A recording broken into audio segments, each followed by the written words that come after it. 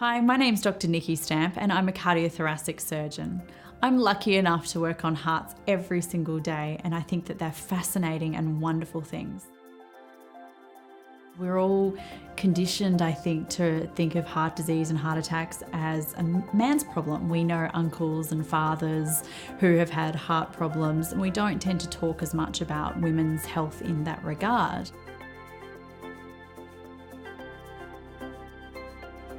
There hasn't been, until recently, a lot of research into women's heart disease. So even healthcare professionals like doctors and nurses are still catching up when it comes to working out how women's hearts are different and how they need to be looked after.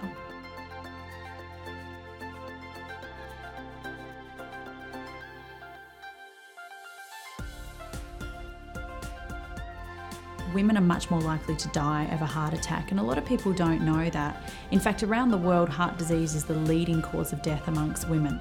Heart disease tends to present differently in women, so women have different symptoms of a heart attack, plus they go through a whole bunch of biological changes like pregnancy, which can place an increased stress on the heart. Those stresses can actually really impair the heart's ability to look after the mother and the baby.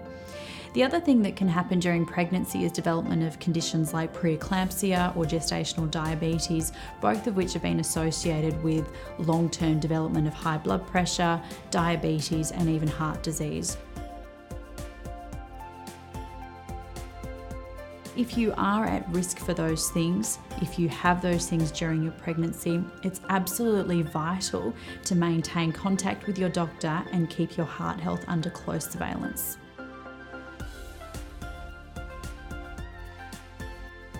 I've been lucky enough to spend a lot of time reading around the emotional connection to our hearts.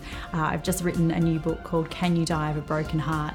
And it was fascinating to learn how intimately our brains, our emotions are connected to our hearts.